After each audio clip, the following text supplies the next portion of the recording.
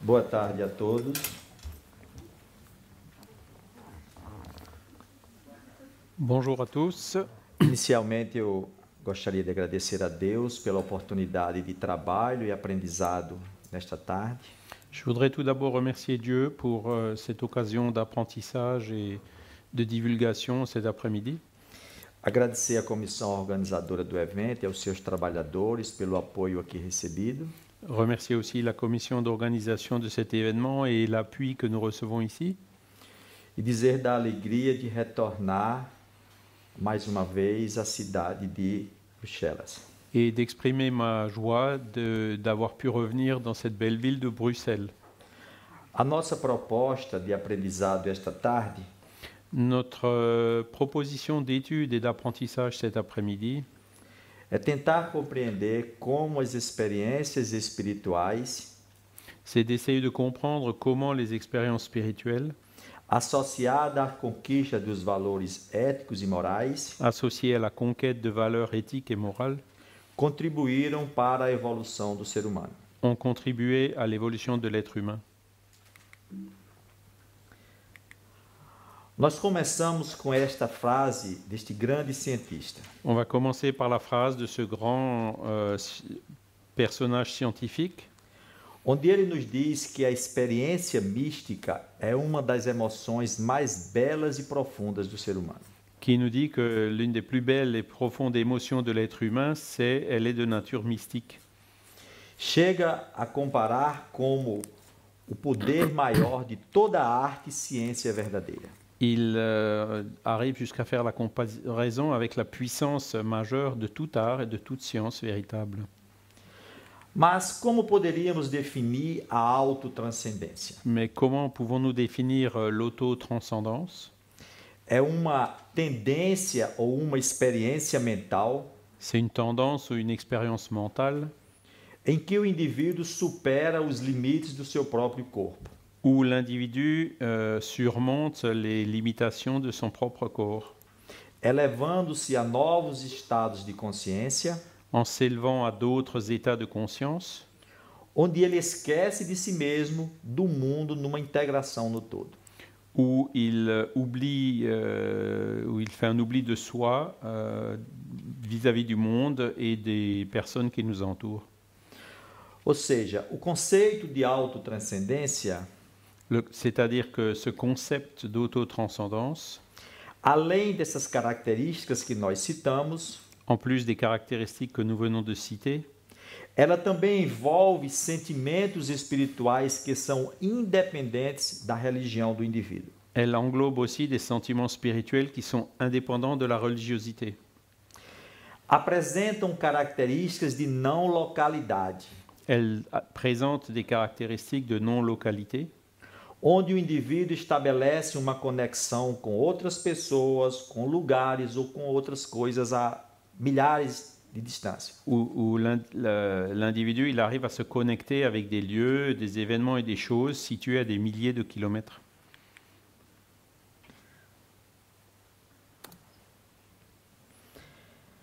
O indivíduo passa a vivenciar uma integração com tudo e com todos.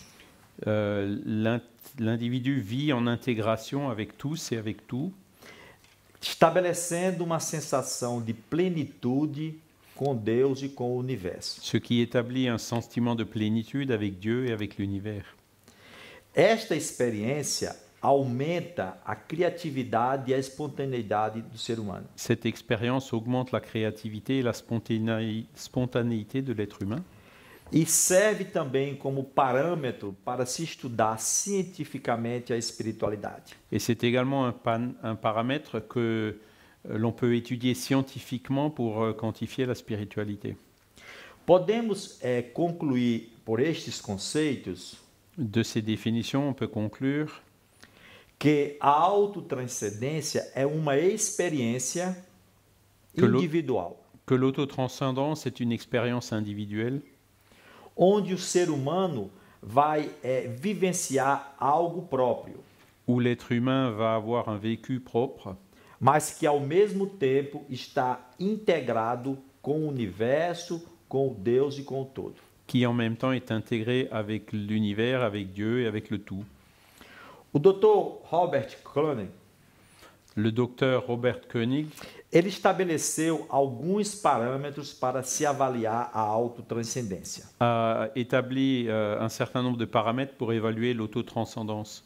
Ele criou uma escala de classificação da personalidade Il a établi une échelle de classification de la personnalité que serve como modelo social para se avaliar o nível de transcendência numa população. qui s'étend dans un modèle social pour établir le niveau de transcendance au sein d'une population.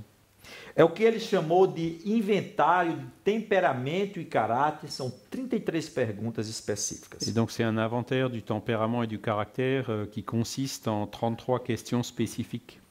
E este questionário, ele analisa principalmente Et ce questionnaire analyse en particulier o autoesquecimento, ou seja, o fluxo de ideias, l'oubli de soi ou le flux d'idées, uma identificação transpessoal, que é essa conexão com o universo que nós falamos antes, une identification transpersonnelle qui est cette connexion avec l'univers dont je viens de parler, e as experiências místicas, que seriam experiências de percepções extrasensorial, et les expériences mystiques qui sont les perceptions extrasensorielles, como a intuição e os fatos sobrenaturais. comme l'intuition ou les faits qualifiés de surnaturels. Ou seja, através deste inventário, Donc par cet inventaire, é possível se analisar gradativamente on peut analyser graduellement os diversos estágios que estão presentes nos fenômenos de autotranscendência. les différents étages qui se présentent dans les expériences d'autotranscendance. Segundo o Dr. Andrew Newberg, Selon le docteur Andrew Newberg, analisou 4 níveis de gradação. il a analysé 4 niveaux graduels.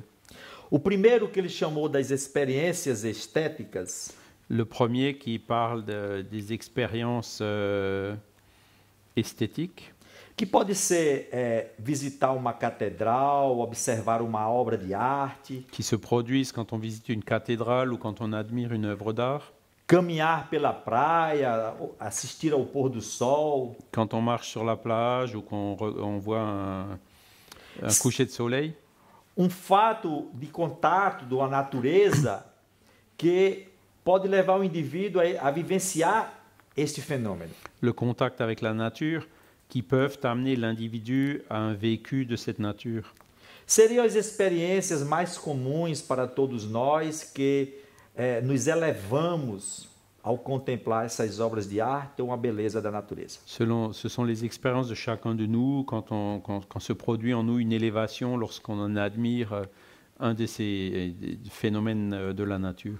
O segundo nível de gradação é o que ele chamou de amor romântico. Le deuxième niveau, c'est ce qu'il appelle l'amour romantique. Está relacionado à afeição que nós criamos por algum objeto ou também por alguma pessoa. Lié à l'affection que nous pouvons porter à un objet ou à une personne.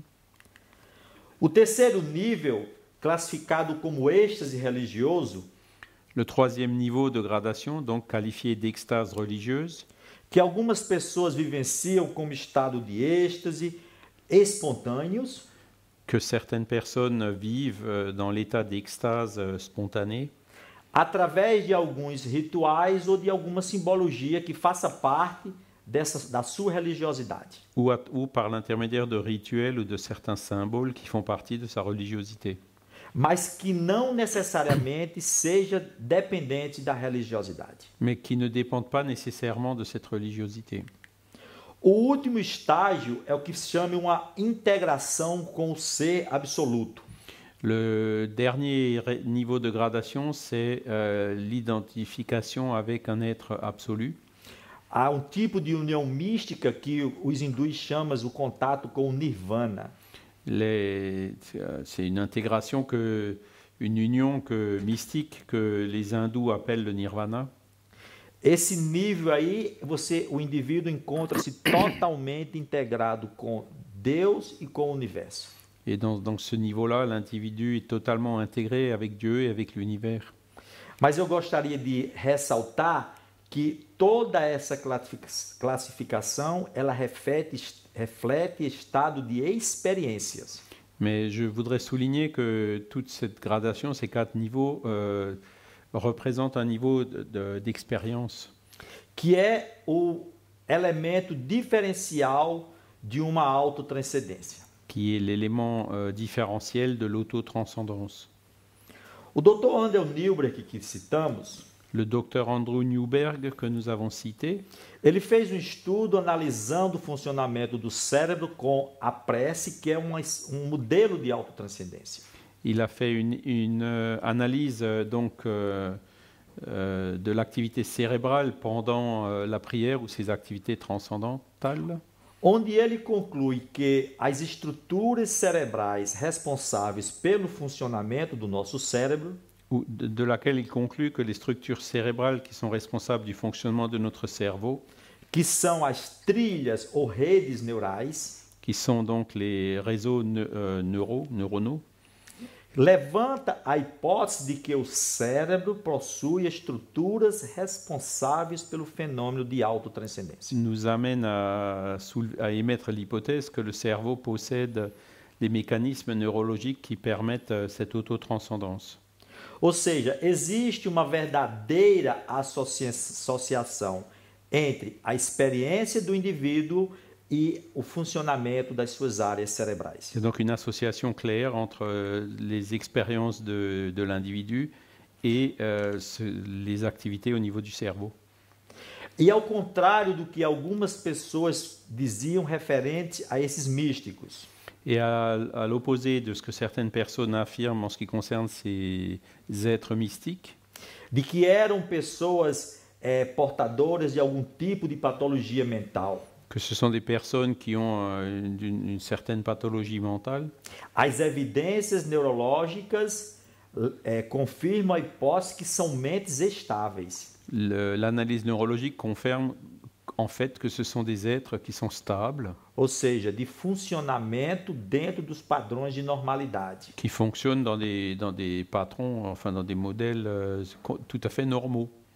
E que estas pessoas têm como objetivo alcançar um nível de experiência espiritual mais elevado. Et que ces personnes ont l'objectif d'atteindre des niveaux de perception au-dessus de la normalité.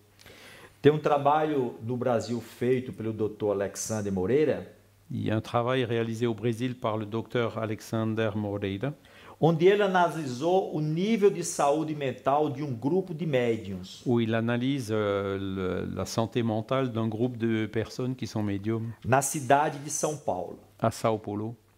E a mediunidade permite vivenciar um tipo de experiência mística.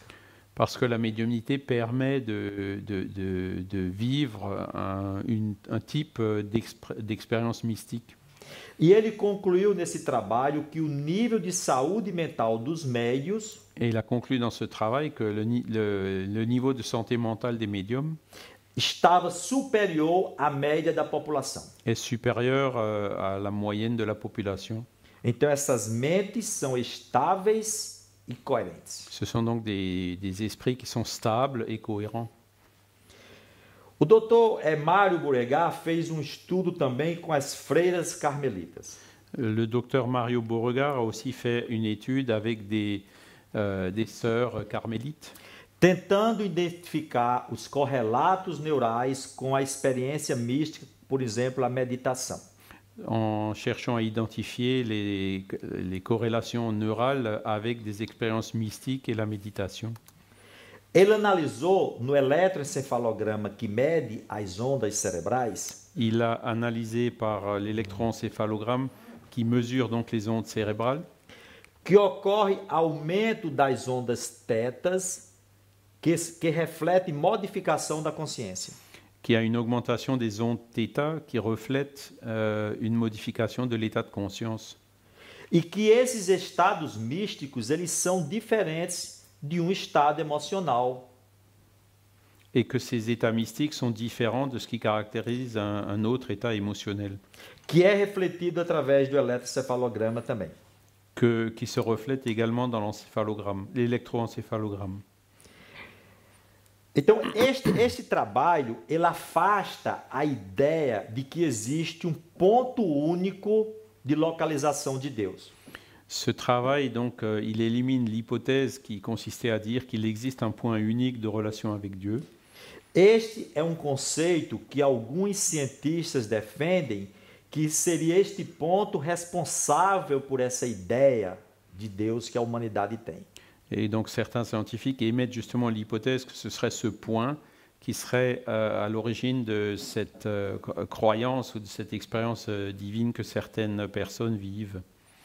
Porque ele observa, através das imagens de ressonância magnética funcional e o eletroencefalograma, Parce qu'il arrive à observer par les images de résonance magnétique fonctionnelle et l'électroencéphalogramme que estas experiências místicas elas são multidimensionais. que ces expériences mystiques sont multidimensionnelles.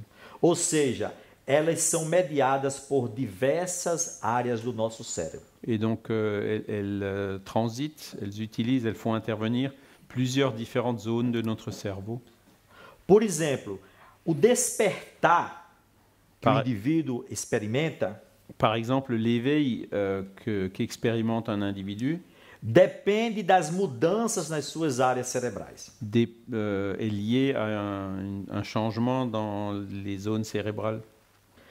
Nós temos, por exemplo, essa região aqui posterior, Donc dans cette région postérieure, que é responsável pela área de orientação e associação.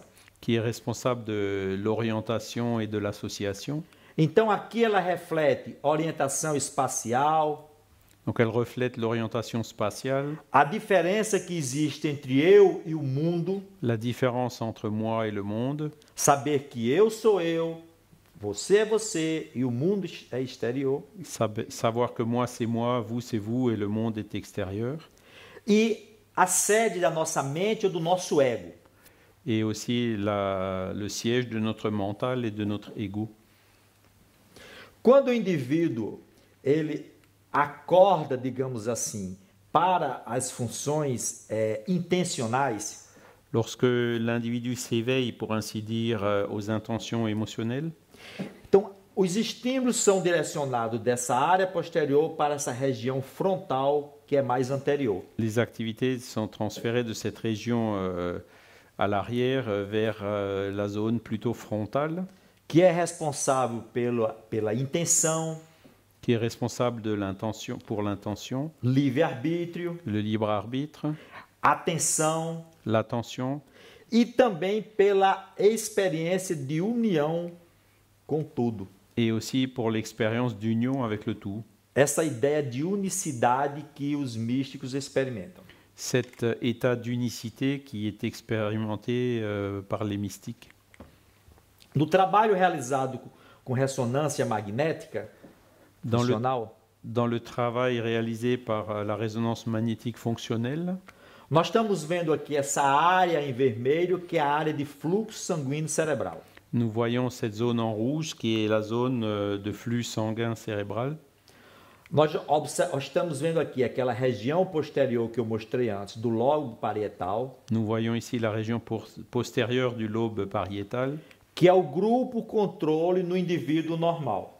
qui est le groupe et à côté vous avez le groupe de contrôle constitué d'individus normaux.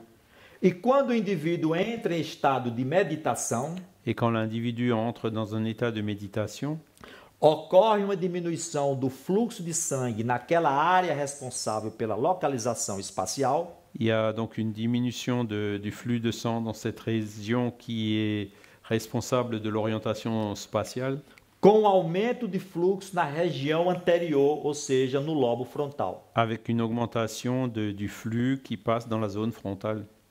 Então aqui nós identificamos os correlatos neurais entre uma experiência mística e uma função cerebral. Donc là, vous voyez les corrélations neurales entre une expérience mystique et la fonction cérébrale.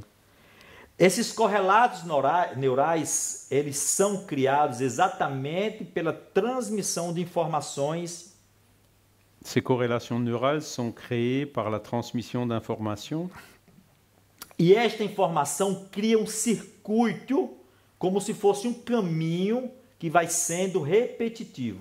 Et cette transmission crée des circuits qui est comme la transmission d'une information de façon répétitive. E à medida que se repete essa informação, essas áreas vão permitindo ao indivíduo adquirir níveis mais profundos. Et à mesure que donc cela se produit, cela va permettre à l'individu d'accéder à des niveaux plus profonds. Por isso que sempre os orientadores sobre a experiência da meditação, C'est pour ça que les personnes qui orientent les expériences de méditation, eles nos falam que a gente precisa de treinamento, repetição, nous disent qu'il faut s'entraîner, qu'il faut répéter les exercices. e aquelas pessoas que meditam há mais tempo vivenciam experiências mais profundas. Et les personnes qui méditent plus longtemps atteignent des expériences plus profondes. Porque essas trilhas neurais por onde as informações transitam, Parce que ces circuits neuronaux par lesquels transitent ces informations elas são fortalecidas se renforcent exatamente pelo treinamento e pela repetição. par l'entraînement et par la répétition. Algumas pessoas relatam dificuldade no início, e dificuldade em meditar no início da prática. Au début de la pratique, certaines personnes allèguent des difficultés pour cet exercice de méditation Em virtude dessas trilhas neurais ainda não estarem sedimentadas parce que ces circuits neuronaux ne se sont pas encore sédimentés e fortalecidas. et ne se sont pas encore renforcés. O Dr. Jeffrey Schwartz, Le docteur Jeffrey Schwartz, estudioso da neurociência, qui a étudié les neurosciences, ele coloca que chegou o momento que a ciência tem que enfrentar essa realidade. affirme que l'heure est venue pour la science de faire face à cette réalité. A nossa atividade mental determinada pela vontade Notre activité mentale déterminée par la volonté e dirigida para algum foco específico et dirigée vers un foyer spécifique, altera sim a função do nosso cérebro. elle peut altérer les fonctions de notre cerveau. Porque esta atitude mental, Parce que cette attitude mentale, ela antecede a construção de todas essas redes neurais. elle précède la construction de tous ces réseaux neuronaux.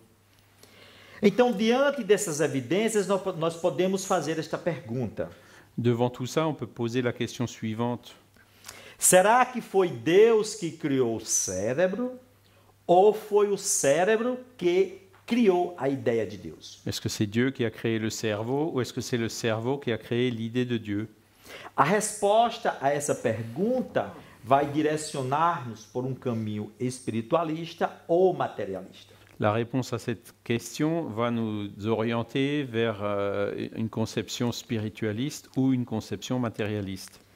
É isso que nós vamos tentar explicar agora, C'est ce que nous allons essayer d'expliquer maintenant, analisando, por exemplo, esse gráfico na evolução de 10 milhões de anos. en examinant ce graphique représentant 10 millions d'années d'évolution.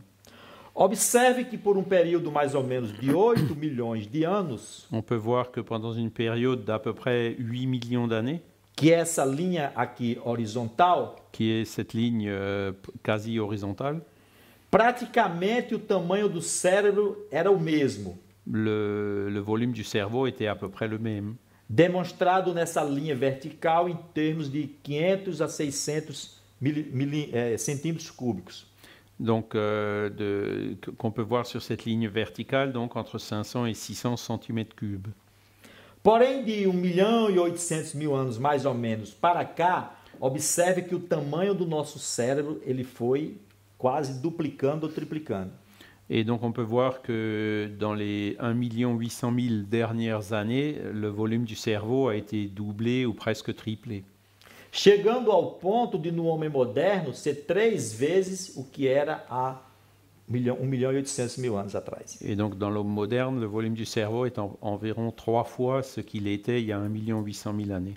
E se observarmos pela forma do crânio aqui de cada indivíduo representado, Et si on observe donc l'évolution de la forme du crâne, comme c'est montré sur ce graphique, sur la photo, nós observamos que este aumento ele ocorreu pela expansão da região anterior do nosso cérebro. on peut voir que c'est en fait surtout une expansion de la région antérieure à l'avant du cerveau, que é o lobo frontal. qui est le lobe frontal.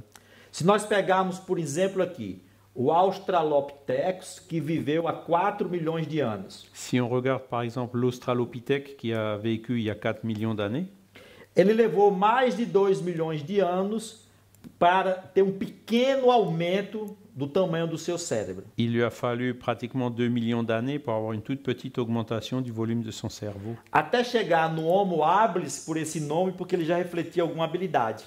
Et jusqu'à ce qu'il arrive à la dénomination d'Homo habilis, parce qu'il commençait déjà à avoir certaines habiletés. Para depois crescer de uma forma mais rápida para o homem moderno. Et ensuite, donc, la croissance, elle a été plus rapide jusqu'à l'homme moderne. O que os estudos de cosmologia paleolítica evidenciam Ce qui est démontré par les études de cosmologie paléolithique, é que nos seres de 200 a 250 mil anos para trás, que era o homem de Neandertal, donc si on revient à 200-250 000 années en arrière, c'était l'homme de Néandertal, já existia a evidência de uma consciência moral, il existait déjà une conscience morale, porque eles já enterravam os mortos, os objetos, ils enterraient déjà les morts en leur laissant des objets, já refletiam uma crença no sobrenatural. ils réfléchissaient déjà à cette croyance au surnaturel, Mas nessa época não existia religião estabelecida. mais à cette époque-là, il n'y avait pas de religion établie. Mas há 35 mil anos surgiu o homem de Cro-Magnon, Mais à 35 000 ans a surgi l'homme de Cro-Magnon, que ele já veio com o seu crânio bem aumentado na sua região anterior. qui avait le crâne déjà bien développé dans sa région antérieure. E esta figurinha aqui reforça mais uma vez a expansão anterior do nosso cérebro às custas do lobo frontal. Et donc on voit encore une fois sur cette figure comment l'expansion s'est faite dans la partie frontale. Então, o Dr. Mário Beauregard, ele conclui Mario Beauregard a donc conclu que existe uma evolução biológica dirigida de forma consciente e voluntária para o funcionamento do cérebro. qu'il existe une évolution biologique qui a été orientée de façon intentionnelle et volontaire pour développer le fonctionnement du cerveau.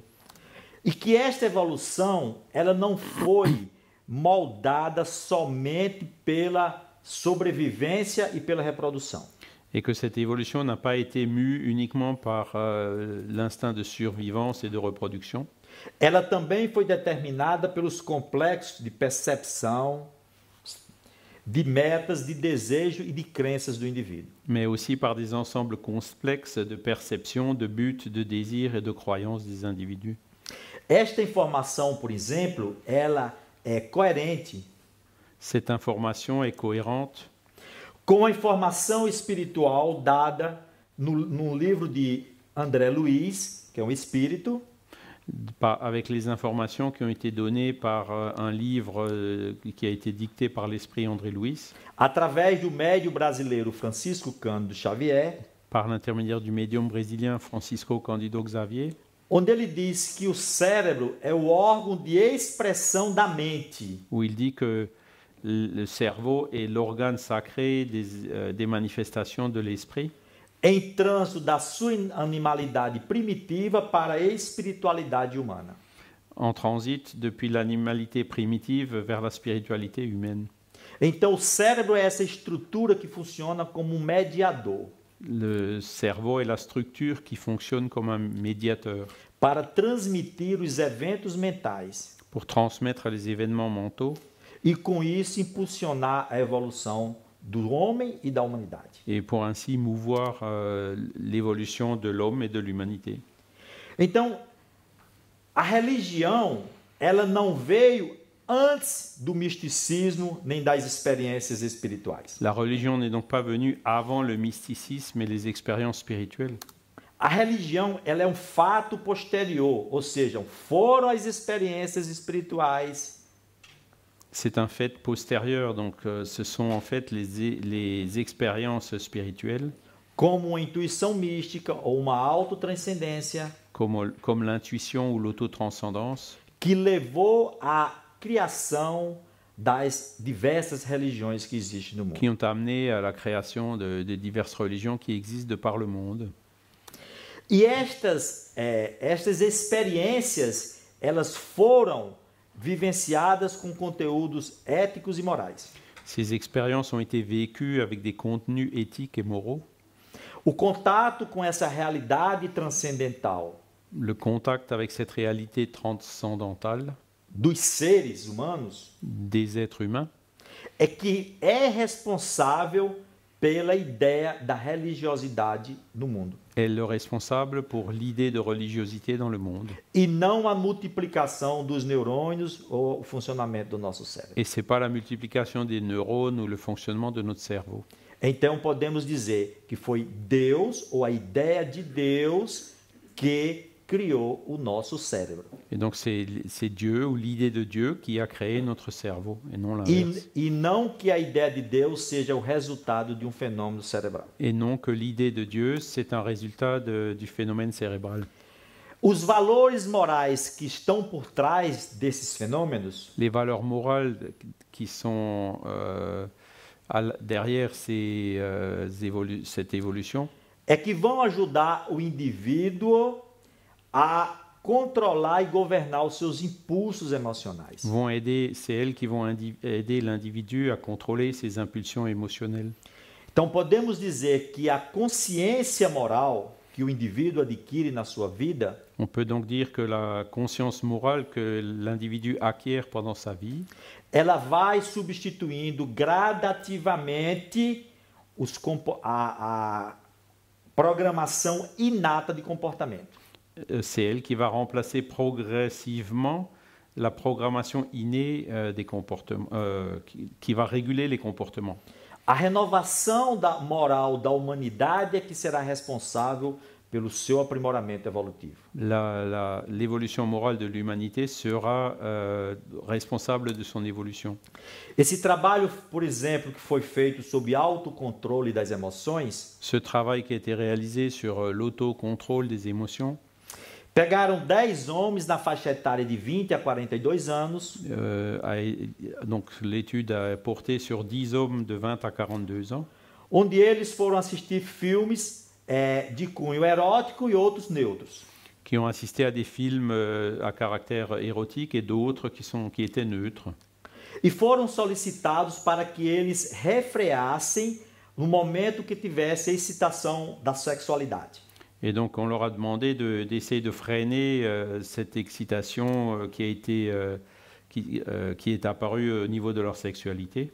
Então, inicialmente, naquele grupo que apresentava uma excitação da sexualidade, donc initialement dans ce groupe qui présentait donc cette excitation de la sexualité, as áreas cerebrais que apareceram como correlatos neurais, les zones du cerveau qui ont apparu comme des corrélations neurales. Essa área que nós chamamos polo temporal anterior, amígdala. Le pôle temporal antérieur, l'amygdale. Ou sejam regiões que estão mais relacionadas com as emoções primitivas do ser humano. Ce sont des régions qui sont plus liées aux émotions primitives de l'être humain. Quando solicitaram para que se fizesse a supressão, quand on leur a demandé de réaliser la suppression, as áreas ativadas é essa área anterior do nosso cérebro, ou seja, a região pré-frontal. La zone qui a été activée, c'est cette zone antérieure du cerveau, le cortex préfrontal. Que são as áreas relacionadas pela expressão dos valores, das conquistas morais do homem. Qui sont celles liées à l'expression des conquêtes morales. Esse trabalho também foi feito pelo Dr. Jorge Moll Neto, no Brasil. Ce travail a été reproduit par le docteur Jorge Moll Neto au Brésil. E ele concluiu que a região pré-frontal está associada com os valores morais. Et il en a conclu que c'est la région préfrontale qui est associée aux valeurs et aux sentiments moraux, Que são ativados pela compaixão por outras pessoas, qui sont activés par la compassion vis-à-vis des autres personnes, principalmente quando nós nos identificamos com o sofrimento alheio, surtout lorsque nous nous identifions avec la souffrance du prochain, ou quando realizamos uma atividade mental em benefício de outra pessoa, de uma organização, ou lorsque nous exerçons une activité mentale au bénéfice d'une autre personne ou d'une organisation, chegando ao ponto máximo de expressão se envolver um sacrifício pessoal. et arrive à son expression majeure lorsque l'on réalise un sacrifice personnel. Estas evidências demonstradas pelo Dr. George Moll, Ces évidences établies par le docteur George Moll, elas também correspondem a informações dadas pela espiritualidade através do médio que nós citamos, do médio brasileiro. elles confirment les informations qui ont été données par la spiritualité au médium brésilien Chico Xavier, Onde ele diz que nos lobos frontais lorsqu'il dit que c'est sur les lobes frontaux existe áreas nobres que ainda são silenciosas para a investigação da ciência. qu'il existe des zones nobles, mais qui sont restées silencieuses jusqu'à présent aux expérimentations scientifiques. Mas que essas áreas serão ativadas pelo esforço ascensional que cada um faz na vida. Mais que ces zones sont activées par l'effort ascensionnel réalisé par chacun de nous dans sa vie. E que essa área anterior é a parte mais nobre de expansão do nosso cérebro. Cette zone antérieure, c'est la partie la plus noble d'expression de notre cerveau. Que ela é conquistada exatamente pela aquisição dos valores morais. Elle est conquise par l'acquisition des valeurs morales. E o livro dos Espíritos, codificado por Allan Kardec, que já foi definido pela manhã, Et le livre des esprits, écrit par Allan Kardec, dont on a parlé ce matin, ele nos esclarece que a moral é a regra de se bem proceder e diferenciar o bem do mal. que la morale, c'est la règle de bien agir et donc de distinguer le bien du mal, Cuja base está fundamentada na observação da lei de Deus. et qu'elle est fondée sur l'observance de la loi de Dieu. E o homem só procede bem quando ele faz o bem para todos. L'homme n'agit bien que lorsqu'il fait le bien pour tous, Porque aí ele cumpre as leis de Deus. parce que c'est ainsi qu'il accomplit les lois de Dieu ou de la nature. E onde estão escritas essas leis morais? Et où sont écrites ces lois morales?